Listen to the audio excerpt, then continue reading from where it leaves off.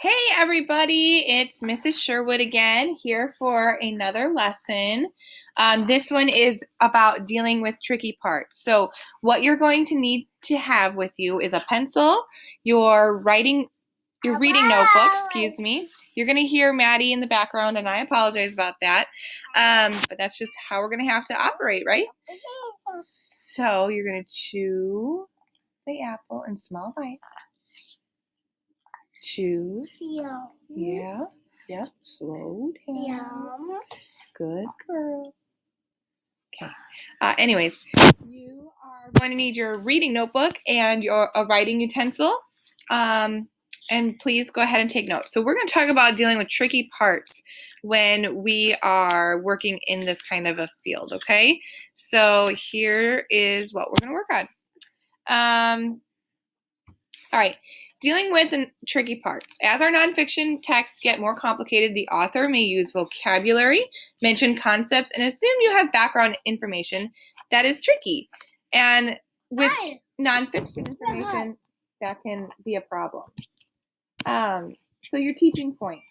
Once you're in the text, sometimes, and not like a text message, but like the text that you're reading, sometimes you need to go outside of it in order to deepen your comprehension of tricky parts. So that's like context clues or pulling from like background knowledge, things that you know about from before. So watch me go through some of these situations. You're all done? No. Oh, okay. No, I'm done. I don't know what you're saying. Chew on the apples. The first GMO, which we know means genetically modified organism, is a tomato that ripened without softening. With 1994. It was later taken off the market. In 1996, soybeans and corn that resist herbicides, depending on what you want to pronounce, and kill pests were introduced. Both crops proved immediately popular with farmers. Today, 94% of soybeans and 93% of corn planted in the U.S. is genetically altered, and most of it ends up in processed foods. So what's happening is the author is expecting the reader to be an expert here. She does not explain what an herbicide is or a herbicide or even how to pronounce that word. Maybe I can find an easier article that explains what herbicides are. I will search what are herbicides for kids, and then this is what I find.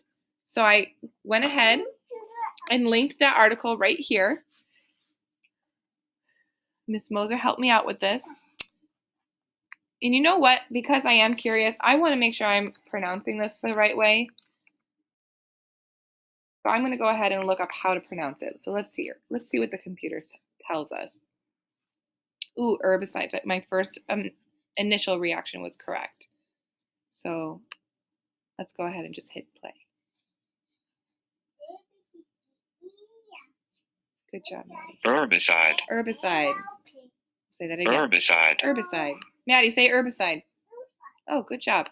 Okay, so Maddie can say it, I can say it, you can say it. Herbicides are commonly known as weed killers. Herbicide. Okay.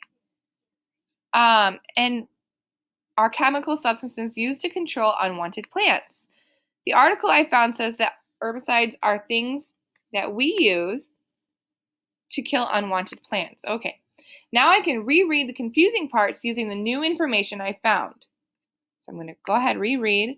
So the first GMO, a tomato that ripened, I'm not confused by that, but I am confused over here. Soybeans and corn that resist herbicides. Ooh, I know that resist means like not want to do or like not do. So it's resisting those chemical killing products. And so they no longer they're growing like weeds, and that's not good for our plants either. And kill pests were introduced. So both crops proved immediately popular with farmers. Today, 94% soybeans and 93% of corn planted in the U.S. is genetically altered, so it doesn't resist the herbicide. Interesting. Okay, so now that I reread it, I can see that it seems like the article is saying that soybeans and corn won't be killed by herbicides. And farmers really like this because the chemicals kill the weeds and not the crops, which is really good. So as I read, I want you to try this strategy on your own, and I'll give you some time to do that. You can pause the video to give you enough time and then come back so that when you're done working, you can actually do the work, okay? And we can talk about it.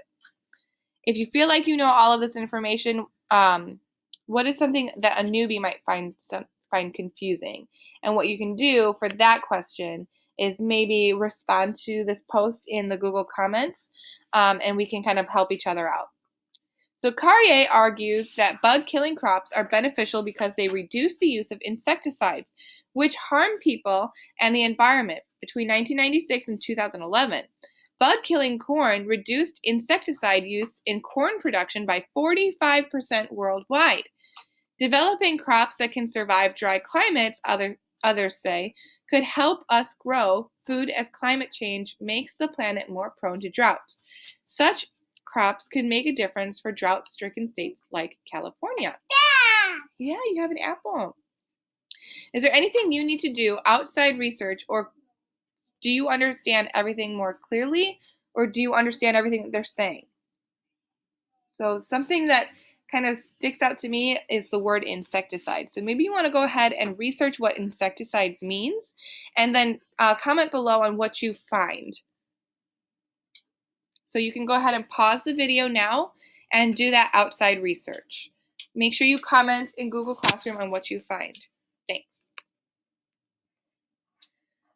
Here's where you need to write into your notebooks as well. You're going to add this to the anchor chart that we started a couple weeks ago. So you're going to turn to outside resources like Google or the internet to clear up any confusions. Or you can ask a friend or your teacher. Maddie, come here and help me teach. Come here. Come here. Madeline, can you read Pete the Cat to me, please? Can you read this book to my friends? I'm going to have Maddie read you a book. Come here. Come here to read the book. Will you help me? She won't read the book. Let's see if I can pause this. Can you come and read the book, please?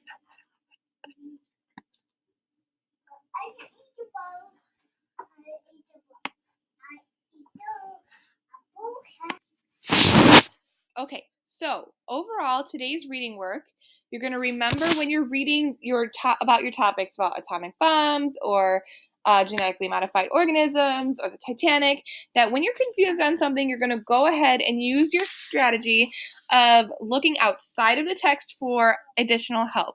Remember to turn to an outside source when you come across a really tricky part. This could be a person, a website, or some other source, like another book maybe. You're going to add to the work you've been doing. So those notes that you've been taking, you're going to add to that. You're going to synthesize, which means taking apart all of the information and putting it all together to make new information and understandings. And you're going to use an outside source. Okay, so these are all of the things that you're going to do in today's work. What we would like you to do is tell us what was really tricky for you. Not that this skill is tricky, but more of when you were researching, what were some things that you had to look outside of the text in order to do?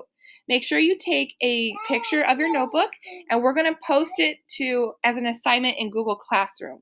So that's where you're going to post your work. That's how we'll know you did your work for today.